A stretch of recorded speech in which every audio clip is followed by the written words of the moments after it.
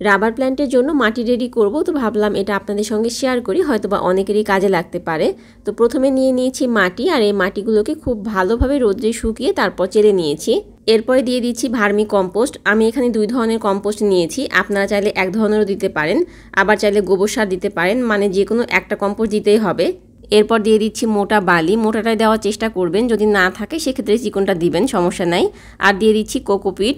এখন দিয়ে দিচ্ছি নিম খোল, নিম খোলটা আমার হাতের 1 মুঠ করে দিয়ে দিচ্ছি। নিম খোল আর হাড়ের গুঁড়া দিয়ে দিলাম। এই যে চা পাতাগুলো দেখছেন, এগুলোকে আমি সুন্দরভাবে ধুয়ে শুকিয়ে রেখে দিয়েছি। মাঝে মাঝে গাছে ইউজ করি, আবার মাটি রেডি করার সময় ইউজ করি। এরপরে দিয়ে দিচ্ছি ডিমের খোসা গুঁড়া, এগুলোকেও খুব ভালোভাবে পরিষ্কার করে ধুয়ে রোদ্রে শুকিয়ে গুঁড়ো করে রেখে দিয়েছি। এভাবে আমি গাছে ইউজ করি, তো ভাবলাম মাটি রেডি করার সময় এটাও দিয়ে দিই। সব শেষে দিয়ে দিচ্ছি ফাঙ্গিসাইড, যদি আপনাদের হাতের কাছে থাকে তাহলে দিবেন, না দিলেও সমস্যা নেই, তবে দিলে ভালো হয়। অনেকে আমাকে জিজ্ঞেস করেন আমি কোন ফাঙ্গিসাইডটা ইউজ করি, তো আপনাদেরকে দেখিয়ে দিলাম। আমি ম্যানসারটাই ব্যবহার করি। এবার এই সব কিছুকে একসঙ্গে খুব ভালোভাবে মিশিয়ে নিতে হবে। আমি যখন প্রথম গাছ লাগানো শুরু করি তখন মাটি কিভাবে রেডি করতে হয় এটা নিয়ে ইউটিউবে এবং গুগলে অনেক ঘাঁটাঘাঁটি করেছি, কিন্তু এক্সাক্ট কোনো সমাধান পাইনি। এক একজন এক একভাবে পরিমাপটা দেখায়, কারোর সঙ্গে কারো পরিমাপের মিল থাকে না। তো আমি আসলে কি করেছি, আমি আমার মতন করে একটা পরিমাপ করে নিয়েছি। আমি যেভাবে আপনাদেরকে মাটি রেডি করে দেখাচ্ছি, এইটা দিয়ে মোটামুটি সব ধরনের গাছে আপনারা লাগাতে পারবেন, বিশেষ করে ইনডোর প্ল্যান্ট হলে আরও বেশি ভালো হয়।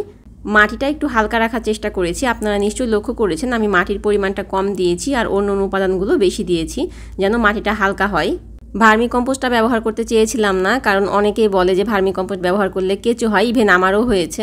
তো যেখান থেকে আমি সার নিয়ে আসি ওই দোকানদার বলছিল যে আপনি যেটাই ব্যবহার করেন না কেন কেঁচো হবেই, আপনি যদি গোবর সার ব্যবহার করেন তাতেও কেঁচো হওয়ার সম্ভাবনা থাকে। আসলে এটাকে প্রতিরোধ করতে হবে। এভাবে মাটিটাকে 4 থেকে 5 দিন রেখে দিব, তারপরে গাছ লাগাবো। রাবার প্ল্যান্টের ড্রেনেজ ব্যবস্থা খুব ভালো হতে হবে, সেজন্য প্রথমে টবের মধ্যে দিয়ে দিয়েছি ভাঙ্গা খোলা। এগুলো কিন্তু দইয়ের হাঁড়ি থেকে আমি নিয়েছি, দই কিনে নিয়ে আসার পরে ওগুলো আমি রেখে দিই, গাছ লাগানোর সময় কাজে লাগে। তারপরে দিয়ে দিলাম ইটের টুকরা, ইটের টুকরো দেওয়ার পরে এর উপরে দিয়ে দিচ্ছি মোটা বালি। এভাবে আমি মোটা বালির একটা লেয়ার করেছি আর ইটের টুকরার একটা লেয়ার করেছি। আপনারা যদি এইভাবে গাছ লাগান তাহলে দেখবেন টবের মধ্যে কোনো পানি জমা থাকবে না, সব পানিগুলো খুব সহজে বের হয়ে যাবে। আর আমার এই টবটা আগে থেকে ছিদ্র করাই ছিল, সেজন্য ছিদ্র করাটা দেখালাম না। গাছটাকে এখন প্যাকেট থেকে বের করে নিচ্ছি। আর এর আগে যখন আমি গাছ লাগিয়েছি তখন প্যাকেটের সঙ্গে যে মাটিটা থাকে এটা সম্পূর্ণ ফেলে দিইনি, মাঝে মাঝে সম্পূর্ণ মাটি সহই লাগিয়ে দিয়েছি, আবার মাঝে মাঝে অর্ধেক ফেলেছি আর অর্ধেক মাটি রেখেছি। কিন্তু এবার আমি সব মাটিগুলো ফেলে দিব, কারণ এর মধ্যে কেঁচো ছিল।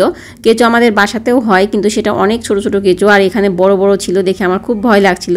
সেজন্য ভাবলাম যে এখানে কোনো মাটি আমি রাখবো না, সম্পূর্ণ মাটি ফেলে দিব। এর আগে কখনোই আমি এতটা শিকড় বের করে গাছ লাগাইনি, এটাই ফার্স্ট টাইম। জানি না এই গাছটা বাঁচবে কিনা, কিন্তু কেঁচোর ভয়ে আমি সম্পূর্ণ মাটি ফেলে দিয়েছি। আর একটা পদ্ধতিতে গাছটাকে মাটি থেকে আলাদা করা যায় এবং শেকড়ে কোনো ক্ষতি হয় না। গাছটা পানিতে ভিজিয়ে রাখলে মাটিগুলো নরম হয়ে গলে যায় এবং শেকড়টা অক্ষত থাকে।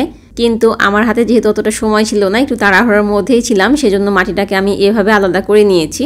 তবে গাছের মাটিটা যেহেতু ভেজা ছিল সেজন্য আলাদা করতে খুব একটা সমস্যা হয়নি। সব শেষে এর মধ্যে টব ভর্তি করে পানি দিয়ে দিচ্ছি, তারপর এটাকে ছায়া জায়গায় রেখে দিব 2 থেকে 3 দিন, এরপরে রোদে দিব। আর এমনিতেই এটাকে আমি রোদে রাখবো না, কারণ এটা আমি ইনডোরে রাখবো। অবশ্য যতই ইনডোরে রাখেন না কেন রোদ্রের প্রয়োজন আছে, মাঝে মাঝে রোদ্রে দিতে হবে। আর এই গাছের আপডেটটা ইনশাল্লাহ পরবর্তীতে আপনাদের সঙ্গে শেয়ার করব।